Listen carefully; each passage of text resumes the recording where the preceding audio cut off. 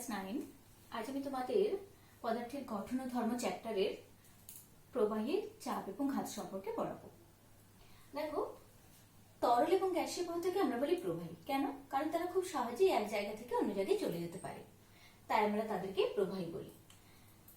এবার প্রবাহীর ঘাতটা কি? যখন কোনো বস্তু কোনো একটা স্থানে থাকে তখন ওই বস্তুটা তার ওজনের দরুন নিচের দিকে একটা বল প্রয়োগ করে। তাহলে বস্তুটা তার ওজনের দরুন নিচের দিকে যে বল প্রয়োগ করে এটাকেই বলা হয় ঘাত। আর চাপটা কি? না, যখন কোনো বস্তুকে কোনো তলে রাখি তখন ওই বস্তুটা তলের একক ক্ষেত্রফলের উপর লম্বভাবে যে বল প্রয়োগ করে তাকে বলা হয় চাপ। তাহলে চাপ এবং ঘাতের মধ্যে একটা সূক্ষ্ম পার্থক্য রয়েছে।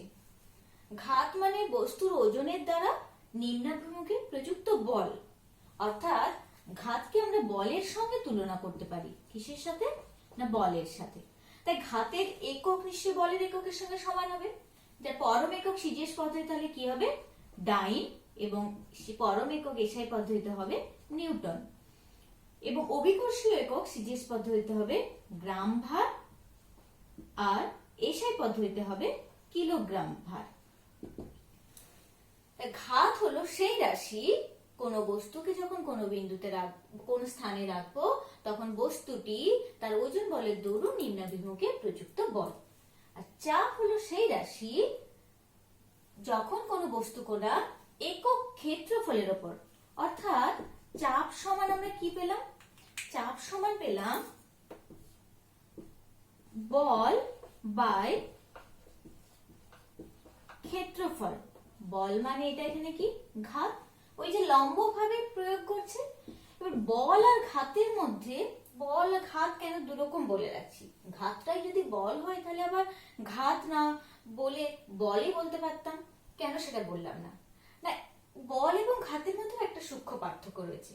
বল যে কোনো ভাবে প্রযুক্ত হতে পারে, অর্থাৎ কৌণিক ভাবে বল প্রযুক্ত হতে পারে, কিন্তু ঘাত কৌণিক ভাবে হয়, তবে সেটা শুধুমাত্র লম্ব ভাবে প্রযুক্ত হয়। তাহলে বল এবং ঘাতের মধ্যে আমরা তফাৎটা একটু বুঝতে পারলাম। এখন দেখছি তাহলে চাপ সমান বল বাই ক্ষেত্রফল। চাপ সমান যদি বল বাই ক্ষেত্রফল, অর্থাৎ একক ক্ষেত্রফলের উপর কোন বস্তু লম্বভাবে যে ঘাত প্রয়োগ করছে বা লম্বভাবে যে বল প্রয়োগ করছে, সরি ঘাত নয়, লম্বভাবে যে বল, কারণ লম্বভাবে প্রযুক্ত বলটাই তো ঘাত। তাই একক ক্ষেত্রফলের উপর কোন বস্তু লম্বভাবে প্রযুক্ত বলকেই বলা হয় চাপ। এবারে একটা জিনিস খেয়াল করো, চাপ সমান বল বাই ক্ষেত্রফল। তাহলে চাপের সঙ্গে ক্ষেত্রফলটা, অর্থাৎ ক্ষেত্রফলের সঙ্গে চাপ কেমন ভাবে পরিবর্তিত হচ্ছে? না, ব্যস্তানুপাতে, তাই তো? কারণ 1 বাই ক্ষেত্রফল আছে, অর্থাৎ ক্ষেত্রফল যত বেশি হবে তত সে কম চাপ দিবে, অর্থাৎ যে বস্তুর ক্ষেত্রফল যত কম সে তত বেশি চাপ দিবে। যেমন একটা ছোট্ট উদাহরণ দেখাই।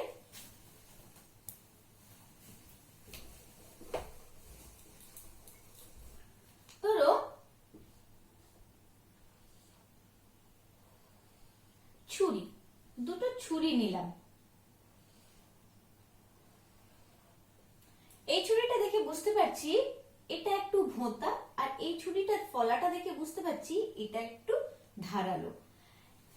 জাস্ট একটু ইমাজিন করে দেখো, যে ছুরিটা ভোঁতা হয় সেই ছুরির যে ফলাটা সেটা তুলনামূলক শার্পনেস কম হয়, আর যে ছুরিটা ধারালো তার ফলাটা তুলনামূলক শার্প হয়।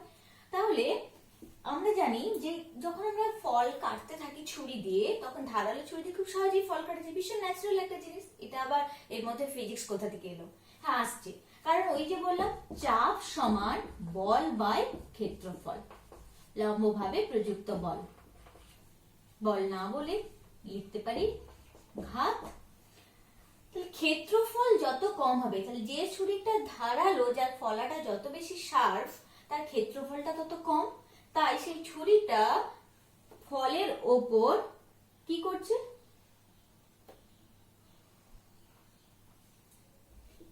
একটু বেশি পরিমাণে চাপ দিচ্ছে। অর্থাৎ একই মানের আমি যদি এই ফলের ওপর ধারালো এবং ভোঁতা দুটো ছুরিকেই একই পরিমাণ বল প্রয়োগ করি, তাহলে দেখা যাবে ধারালো ছুরিটা বেশি ফলটাকে কাটতে পেরেছে ভোঁতা ছুরিটার তুলনায়, কারণ ধারালো ছুরির ক্ষেত্রফলটা অনেকটা কম আর ভোঁতা ছুরির ক্ষেত্রফলটা বেশি। ঠিক স্বাভাবিকভাবেই একটা সরু পিন আর একটা পেরেকের ওপর যদি আমরা একই বল প্রয়োগ করি, একটা পিন আর একটা পেরেকের ওপর একই মানের যদি বল প্রয়োগ করি, এই সরু পিনটা অনেক বেশি প্রবেশ করবে, যার উপর আমি এটা নিয়ে যেতে চাইছি। ক্ষেত্রফলের সঙ্গে চাপের যে সম্পর্ক সেটা থেকে আমরা এটা বুঝতে পারি। এখন চাপের সঙ্গে ঘাতের কি সম্পর্ক সেটা দেখায়। চাপ সমান বললাম লম্বভাবে একক ক্ষেত্রফলের উপর প্রযুক্ত বল, তাহলে স্বাভাবিকভাবেই চাপ সমান ঘাত বাই ক্ষেত্রফল, বা ঘাত সমান কি চাপ ইন্টু ক্ষেত্রফল। তাহলে ঘাত সমান পেলাম চাপ ইন্টু ক্ষেত্রফল। এবার যদি চাপের এককের কথা বলি, তাহলে সিজিএস পদ্ধতিতে পরম এককে বলি, পরম একক সিজিএস পদ্ধতিতে ডাইন, তাহলে চাপের একক সিজিএস পদ্ধতিটা কার একক? চাপের। ডাইন পার ক্ষেত্রফলের একক সেন্টিমিটার স্কয়ার। এসআই পদ্ধতিতে কি হবে? Newton per metre square. এই নিউটন পার মিটার স্কয়ারটাকে বলা হয় পাস্কাল। এক পাস্কাল। এক পাস্কাল চাপ কাকে বলবো? না, 1 মিটার স্কয়ার বা 1 বর্গ মিটার ক্ষেত্রফলের ওপর 1 নিউটন বল প্রযুক্ত হলে কোন বস্তু যে চাপ প্রয়োগ করবে ওই তলের উপর তাকেই বলবো 1 পাস্কাল চাপ। এখন এবার বলি যে চাপের কোন প্রবাহী মানে তরল পদার্থ এবং গ্যাসীয় পদার্থ হতে পারে, কারণ আগেই বললাম যে এটা প্রবাহিত হতে পারে, সেই জন্যই। তবে চাপের পরিবর্তনের সাথে সাথে তরল পদার্থের আয়তনের পরিবর্তনটা অনেকটা কম, তাই এটা আমরা দেখতে পাই না, নগণ্য। কিন্তু চাপের পরিবর্তনের সঙ্গে গ্যাসীয় পদার্থের আয়তনের পরিবর্তন অনেকটাই বেশি হয়। আমরা সেই প্রবাহের, সেটা তরল বা গ্যাসীয় যাই হোক না কেন, যে কোনো বিন্দুতে কতটা পরিমাণ চাপ দিতে পারে সেটা একটু দেখাচ্ছি। ধরো একটা পাত্র নিলাম, এই পাত্রের মধ্যে আমি তরল রেখেছি। এই তরল মধ্যস্থ যে কোনো একটা বিন্দু, তরল মধ্যস্থ যে কোনো একটা বিন্দু নিলাম এ বিন্দুতে এই তরল কতটা পরিমাণ চাপ দিচ্ছে সেটা আমরা এবার পরিমাপ করি। তাহলে এ বিন্দুকে কেন্দ্র করে এখানে একটা তল কল্পনা করি, এ বিন্দুটাকে কেন্দ্র করে একটা তল কল্পনা করি এবং সেই তল ধরে তরলের ঠিক মুক্ত পৃষ্ঠ পর্যন্ত, তরলের এই উপরিতল তাকে বলা হচ্ছে মুক্ত পৃষ্ঠ। এটা অবশ্যই আমরা বলছি স্থির তরলের জন্য। মুক্ত পৃষ্ঠ পর্যন্ত আবার একটা জলস্তম্ভ কল্পনা করলাম। তাহলে এটা বিন্দুটা এই এ বিন্দু তরলের এই মুক্ত পৃষ্ঠ থেকে এ বিন্দুর গভীরতা হলো h, এই তরলের ঘনত্ব ধরলাম রো। কি বুঝতে পারলে? তো একটা পাত্র, তার মধ্যে তরল রয়েছে, সেই তরলের মধ্যস্থ যে কোনো একটা বিন্দু নিলাম এ বিন্দুকে কেন্দ্র করে একটা তল কল্পনা করেছি এবং সেই তলকে ধরে তরলের মুক্ত পৃষ্ঠ পর্যন্ত জলস্তম্ভ নিলাম। আমরা বলছি যে তরলের এই মুক্ত পৃষ্ঠ থেকে যদি এ বিন্দুর গভীরতাটা h হয়, তাহলে ওই এ বিন্দুতে তরল স্তম্ভের দরুন কতটা পরিমাণ চাপ প্রযুক্ত হচ্ছে সেটা আমরা নির্ণয় করব। তাহলে কি নির্ণয় করতে চলেছি? না, প্রবাহীর যে কোনো বিন্দুতে চাপের রাশিমালা। প্রবাহীর যে কোনো বিন্দুতে চাপের রাশিমালা। প্রবাহীর যে কোনো বিন্দুতে চাপের রাশিমালা নির্ণয় করার জন্য তাহলে আমার কি কি আসছে আমরা জানি, একটু আগেই জেনেছি। চাপ সমান, এখানে লিখে রাখি, চাপ সমান ঘাত বাই ক্ষেত্রফল। ক্ষেত্রফলটা জানি। এর বিন্দুটা নিয়েছিলাম এ বিন্দুতে একটা তল কল্পনা করেছি, সেই তলের ক্ষেত্রফল যদি স্মল a হয়, এবারে তাহলে ঘাতটা আমাকে বের, ক্ষেত্রফলটা আমরা জানি। ঘাত মানে তরল স্তম্ভ কতটা পরিমাণ লম্বভাবে তরল স্তম্ভের ওজনের দরুন বল প্রয়োগ করেছে, সেটাই হবে ঘাত।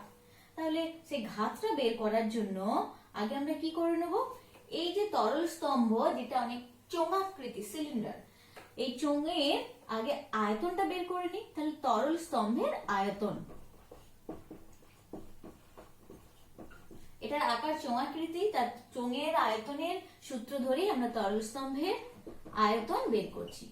আয়তন সমান ভূমির ক্ষেত্রফল ইন্টু উচ্চতা, ভূমির ক্ষেত্রফল এ ইন্টু উচ্চতা, এটা হলো তরল স্তম্ভের আয়তন।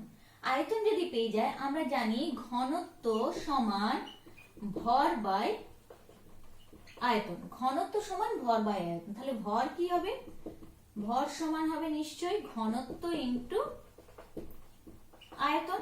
ঘনত্ব ধরে নিয়েছি তরলের রো, ইন্টু আয়তন কত পেলাম? এ ইন্টু এইচ। তাহলে ওই তরল স্তম্ভটার ভর হলো রো এ এইচ। তাহলে তরল স্তম্ভটার ভর যদি এটা হলো, যেহেতু নিচের দিকে, তার মানে অভিকর্ষজ তরলের দরুন সে নিচের নিম্নভূমিকে বল প্রয়োগ করছে। যদি ভর এটা হয়, তাহলে প্রযুক্ত ঘাত কি হবে না, তরল স্তম্ভের ওজনের দরুন নিম্নাভিমুখে প্রযুক্ত বল অর্থাৎ প্রযুক্ত ঘাত সমান রো ইন্টু এ ইন্টু এইচ ইন্টু জি। জিটা কেন? নিচের থেকে নিম্নাভিমুখী অভিকর্ষজ ত্বরণ, তাই হলো জি। তাহলে ঘাত পেয়ে গেছি, ক্ষেত্রফল আগেই জানি এ, তাহলে চাপ সমান কত হলো? তাহলে ঘাত হলো আমার রো এ এইচ জি বাই ক্ষেত্রফল এ, এ কেটে গেল, তাহলে এইচ রো জি, এইভাবে লিখি। তাহলে প্রযুক্ত চাপ মানে প্রেসার পি সমান কি পেলাম? এইচ রো জি। প্রবাহীর যে কোনো বিন্দুতে আমরা চাপের রাশিমালাটা নির্ণয় করতে পারলাম, প্রবাহীর যে কোনো বিন্দুতে পি সমান এইচ রো জি। ঠিক আছে, এরপরে এবারে দেখো আমি এখানে একটা ছবি এঁকেছি। কি একটা না, বিভিন্ন আকৃতির চোঙ যাদের নিম্ন ভূমিক তলটা একটাই। এখানে দেখতে পাচ্ছি তরল রেখেছি এবং সেই তরলটির অনুভূমিক তল সমস্ত আকৃতির চোঙগুলোর মধ্যে বিভিন্ন রকমের যে চোঙ তাতে একই রয়েছে। এটার অর্থ কি না, তরল তার সমোচ্চশীলতা ধর্ম প্রদর্শন করে। যখন স্থির তরল আমরা নেব, অর্থাৎ তরলের মধ্যবর্তী কোন ধরনের অন্য কোনো বল কাজ না করবে, স্থির তরলের মধ্যে তরলের মুক্ত তল সর্বদা অনুভূমিক থাকে এবং সেই অনুভূমিক থাকার জন্যই তরলের মুক্ত তলের যে কোনো বিন্দুতেই সমস্ত জায়গাতেই, অর্থাৎ একটা যখন তরল নিলাম কোনো পাত্রের মধ্যে, তখন এই মুক্ত তলের যে কোনো বিন্দুতে চাপ সবসময় সমান হবে। এছাড়া আরো মুক্ততল ছাড়া মুক্ততল থেকে তরলের মধ্যস্থ যে কোনো বিন্দুতে যদি তার গভীরতাটা মুক্ততল থেকে সমান হয়, সেক্ষেত্রেও চাপটা সমান হবে। আরেকটা কি বললাম, আর হচ্ছে তরলের যে কোনো বিন্দুতে চাপ তার সব দিক থেকে সমান হবে, অর্থাৎ তরল তার সব দিক থেকে চাপটা সমান থাকবে। এগুলো গেল যে তরলের যে কোন তরল বলি বা গ্যাসীয় পদার্থ বলি, অর্থাৎ প্রবাহীর যে কোনো বিন্দুতে চাপ কি কি বৈশিষ্ট্য মেনটেন করে। তাহলে সমোচ্চশীলতা ধর্মটাও এখানে তোমরা বুঝতে পারলে। এরপরে বলছি একটু বায়ুর চাপের কথা। বায়ুর চাপ বা বায়ুমণ্ডলীয় চাপ। দেখো, বায়ুমণ্ডলীয় চাপ কথাটা আমরা অনেক আগে থেকেই জানি, কারণ বায়ুমণ্ডলীয় চাপের উপর নির্ভর করে অনেক ধরনের কাজ হয়েছে, সেটা তোমরা আগেই উদাহরণস্বরূপ জেনেছো। বায়ু, তাহলে একটু আগে যে বললাম চাপ, কোনো বস্তুকে যখন রাখবো সেটা একক ক্ষেত্রফলের উপর লম্বভাবে যে বল দিবে সেটাই যদি চাপ হয়, তাহলে বায়ুমণ্ডলীয় চাপ বলতে কি? হ্যাঁ, কোনো একটা স্থানে বায়ুমণ্ডল ক্ষেত্রফলের ওপর লম্বভাবে, একক ক্ষেত্রফলের উপর লম্বভাবে যে বল প্রয়োগ করবে সেটাই বায়ুমণ্ডলীয় চাপ। সাপোজ ধরো যদি আমরা বায়ুমণ্ডলীয় চাপ পরিমাপের জন্য কোনো তরলকে ব্যবহার করি, যেমন বিজ্ঞানী টরিশেলি বায়ুমণ্ডলীয় চাপ নির্ণয় করার জন্য পারদ নিয়েছিলেন, সেটা তোমরা ক্লাস 8-এ জেনেছো। সেই রকম সেখানে পারদটা আমরা জানি যে পারদ একটা পাত্র, সেটা একটা টেস্ট টিউব নিয়েছিলেন, সেই টেস্ট টিউবের মধ্যে পারদ ভরা ছিল এবং যে পাত্রে রাখা আছে সেই পাত্রটাও পারদপূর্ণ ছিল। টেস্ট টিউবটার খোলা মুখটা বুড়ো আঙুল দিয়ে চেপে তিনি উল্টে দিয়েছিলেন, দেখেছিলেন যে কিছুটা পরিমাণ পারদ নিচে নেমে এসেছিল এবং তারপর একটা নির্দিষ্ট জায়গায় এসে স্থির হয়ে গেছিল। যতটা পরিমাণ পারদ নেমে এসেছিল, অর্থাৎ ফাঁকা স্থান হয়েছিল, এখানে ফাঁকা স্থানটা কে ফিল আপ করলো? বায়ু। আর যে পরিমাণ পারদ ছিল এই টেস্ট টিউবের মধ্যে, নিশ্চয়ই এই দুটো স্থানের চাপটা সমান হয়েছিল। তাই জন্যই আমরা এই মানটা কি, অর্থাৎ এই 76 সেন্টিমিটার পারদ ছিল টেস্ট টিউবের মধ্যে এখনো, অর্থাৎ 76 সেন্টিমিটার পারদের চাপটাকেই আমরা বায়ুমণ্ডলীয় চাপের সঙ্গে সমতুল্য করে নিয়েছি। তাহলে বায়ুমণ্ডলীয় চাপের মান কত না 76 পারদ স্তম্ভের উচ্চতা অর্থাৎ 76 সেন্টিমিটার ইন্টু পারদের ঘনত্ব 13.6 গ্রাম পার সিসি ইন্টু অভিকর্ষজ ত্বরণ জি মানে 981। এটা তাহলে কিসে আসবে, সব পুরো চাপটা এলো ডাইন পার সেন্টিমিটার স্কোয়ার। এটা ক্যালকুলেট করলেই আমরা বায়ুমণ্ডলীয় চাপের মান পেয়ে যাব 1.013 into 10 to the power 1.013 into 10 to the power 5 1.013 into 10 to the power 6। এটা হচ্ছে কি ডাইন আর এটা নিউটন পার মিটার স্কোয়ার আর এটা ডাইন পার সেন্টিমিটার স্কোয়ার। ঠিক আছে, তাহলে বায়ুমণ্ডলীয় চাপটাও আমরা নির্ণয় করে নিতে পারলাম। বায়ুমণ্ডলীয় চাপের মানটা পারদ স্তম্ভের চাপের উপর নির্ভর করে। পারদ ছাড়া অন্যান্য যে কোনো যদি তরল নিতাম তাহলে সেই তরলটা বায়ুমণ্ডলের দরুন সেই তরলটা কতটা উচ্চতায় রয়েছে, তরলের ঘনত্বটা কত সেটার উপর নির্ভর করে। অর্থাৎ বায়ুমণ্ডলীয় চাপেরও আমরা রাশিমালা যেটা পেলাম, যদি যে কোনো তরল পদার্থ নিই বা গ্যাসীয় পদার্থ নিই তার ঘনত্ব ডি, কতটা উচ্চতায় সেটা থাকছে বা বায়ুমণ্ডলের দরুন সে কতটা উচ্চতায় থাকতে পারছে ইন্টু অভিকর্ষ ত্বরণ জি অর্থাৎ পি সমান এইচ ডি জি। বায়ুমণ্ডলের চাপ পরিমাপ করা হয় যে যন্ত্রের সাহায্যে, তার নাম ব্যারোমিটার। ব্যারোমিটার দু ধরনের রয়েছে, একটা হচ্ছে 14 ব্যারোমিটার, একটা হচ্ছে নিস্তরল ব্যারোমিটার। এখানে আমরা 14 ব্যারোমিটার হচ্ছে খুব সরল ব্যারোমিটার, যেটা বিজ্ঞানী টরিশিলি যে ব্যারোমিটার ব্যবহার করে বায়ুমণ্ডলের চাপের পরিমাপ করেছিলেন, সেই ব্যারোমিটারেরই একটু উন্নত সংস্করণ হচ্ছে 14 ব্যারোমিটার। সেই ব্যারোমিটারটাই তোমাদের সিলেবাসে রয়েছে। এখানে মোটামুটি ভাবে একটা 14 ব্যারোমিটারের ছবি আঁকা হয়েছে, যেখানে পারদ স্তম্ভটাকে দেখানো হয়েছে। আমরা জানি জলের তল সাধারণত জলের তরল তল এইভাবে থাকে, কিন্তু পারদ স্তম্ভের তরল তল সাধারণত এইভাবে থাকে, যেটা এখানে দেখানো হয়েছে। বায়ুমণ্ডলীয় চাপের সাহায্যে অর্থাৎ ব্যারোমিটারের সাহায্যে বায়ুর চাপ পরিমাপ করা হয় এবং এই 14 ব্যারোমিটারের একটা সরল চিত্র মোটামুটি এখানে দেখানো হয়েছে। এই 14 ব্যারোমিটারের সাহায্যে আমরা কিভাবে আবহাওয়ার পূর্বাভাস জানতে পারি সেটা আমি একটু বলছি। 14 ব্যারোমিটারের এই পারদ স্তম্ভের ওঠানামা অর্থাৎ পারদ স্তম্ভের পাঠের বৃদ্ধি এবং হ্রাসের উপর নির্ভর করে আমরা আবহাওয়ার পূর্বাভাস মোটামুটি পরিমাপ করতে পারি। এক নম্বর কি, যদি দেখি এই ব্যারোমিটারের পারদ স্তম্ভের পাঠ খুব ধীরে ধীরে কমতে থাকছে, ব্যারোমিটারের পারদ স্তম্ভের পাঠ ধীরে ধীরে কমছে, এই কথার অর্থ হলো বায়ুতে জলীয় বাষ্পের পরিমাণ বাড়ছে। জলীয় বাষ্পের পরিমাণ বাড়ছে কথার অর্থ বৃষ্টি হওয়ার সম্ভাবনা রয়েছে। 2 নম্বর হলো, যদি দেখি ব্যারোমিটারের পারদ স্তম্ভের পাঠ খুব দ্রুত নেমে গেছে, অর্থাৎ সেই স্থানে নিম্নচাপের সৃষ্টি হয়েছে, আর নিম্নচাপ সৃষ্টি হওয়া মানে হঠাৎ করে ঝড়ের সম্ভাবনা থাকতে পারে। আর ব্যারোমিটারের পারদ স্তম্ভের পাঠ যদি ধীরে ধীরে বাড়তে থাকে, অর্থাৎ বাতাস থেকে জলীয় বাষ্প সরে যাচ্ছে, মানে বাতাস আবহাওয়া শুষ্ক এবং পরিষ্কার থাকবে। যদি ব্যারোমিটারের পারদ স্তম্ভের পাঠ খুব দ্রুত বাহারে বাড়তে থাকে, তাহলে বুঝতে হবে সেক্ষেত্রে কি হয়েছে না জলীয় বাষ্প প্রায় একেবারেই নেই, অর্থাৎ শুকনো বাতাস বইতে শুরু করবে, যেটাকে আমরা লু বলি। সেই ধরনের ব্যারোমিটারের সাহায্যে আমরা মোটামুটি আবহাওয়ার পূর্বাভাস এইভাবে পরিমাপ করতে পারি। যদিও আগেই বলেছি যে কোন স্থানের আবহাওয়া সেই জায়গার অনেকগুলো বিষয়ের উপর নির্ভর করে, তবুও প্রাথমিক ধারণা আমরা এই ব্যারোমিটার থেকে পেয়ে থাকি। এবার আমি তোমাদের একটা যে জিনিস শেখাবো সেটা একটা বিশেষ জিনিস, একটা ব্যবস্থা বলতে পারি, খুব ছোট্ট একটা সাধারণ জিনিস যার নাম সাইফন।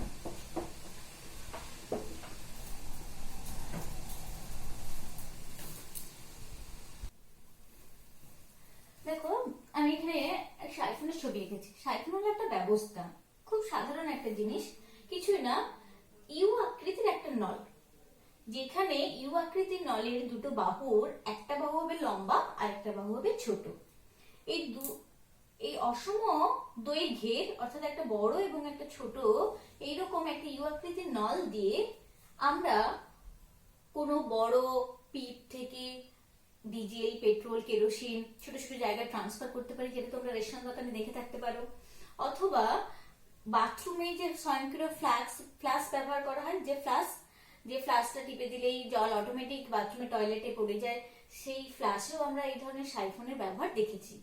সাইফনটা কি বা কিভাবে কাজ করে, অর্থাৎ সাইফনের কার্যনীতি কি সেটা আমি একটু বলছি। তাহলে সাইফনটা কি সেটা আমরা বুঝতে পারলাম। একটা হলো ইউ আকৃতির নল বা সাইফন হলো এক বিশেষ ব্যবস্থা, যে ব্যবস্থার সাহায্যে আমরা অপেক্ষাকৃত উঁচু স্থানে অবস্থিত কোনো পাত্র থেকে তরলকে তার থেকে অপেক্ষাকৃত নিচু স্থানে অবস্থিত পাত্রে স্থানান্তরিত করতে পারি। এটা একটা বিষয়। দ্বিতীয় বিষয় কি না, সাইফনে যে ইউ এর উপরের দিকের মাথাটা তার দুটো বিন্দুই একই অনুভূমিক তলে থাকবে, অর্থাৎ এখানে বি এবং সি বিন্দু একই অনুভূমিক তলে থাকবে। এবার কিভাবে সাইফন কাজ করে সেটা আমি এবার একটু দেখাচ্ছি। সাইফনের কার্যনীতি।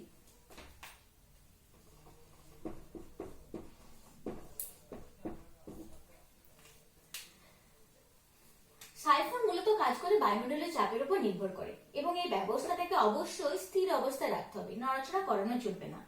এইভাবে আমরা পি ট্যাঙ্কের কোনো তরলকে কিউ ট্যাঙ্কের মধ্যে তরলটা স্থানান্তরিত করতে পারি।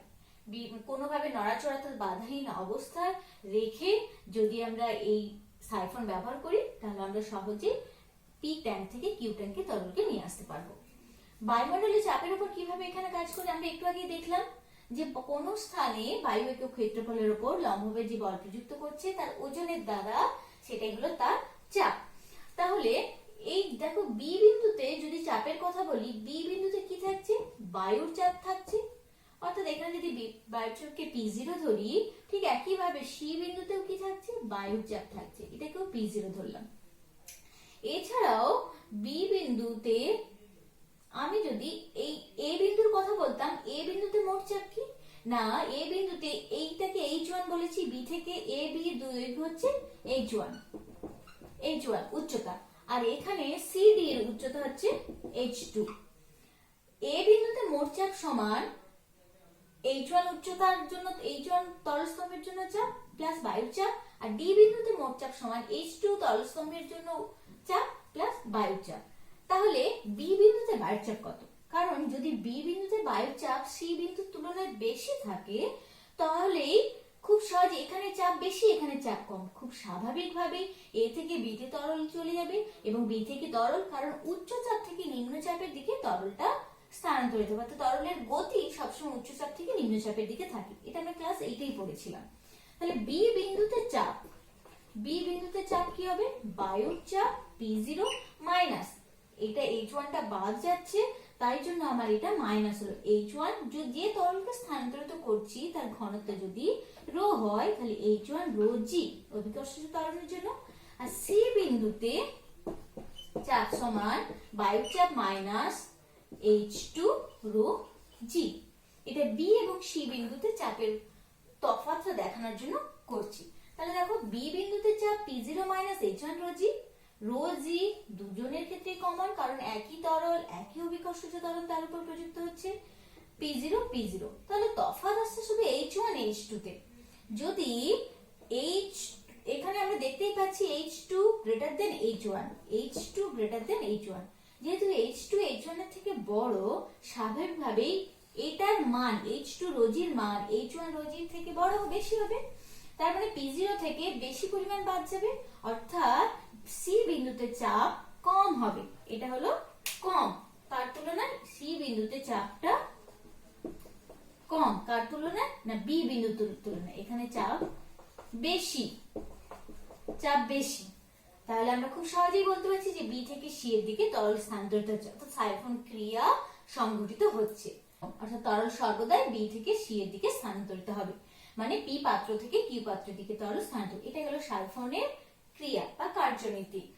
এবারে সাইফনের ক্রিয়া কতগুলো শর্ত মেনটেন করে। কি সেই শর্ত? ছবি থেকেই আমরা সেই শর্তগুলো দেখতে পাচ্ছি।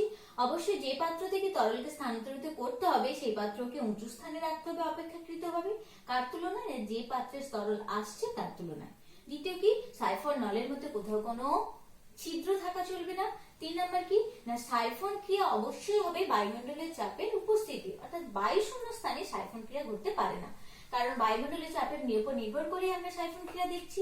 বিতে চাপ বেশি শীতে চাপ কম বলেই তরলটা এখানে স্থানান্তরিত হয়েছে। 3 নাম্বার বললাম। 4 নাম্বারে কি না, সাইফন ক্রিয়া হওয়ার সময় এই তরল অর্থাৎ পুরো সিস্টেমটা, যে ব্যবস্থা পি এবং কিউ পাত্র, ইউ টিউব, যে নলটা পুরোটা নড়াচড়া করে চলবে না, তো স্থির অবস্থায় থাকতে হবে।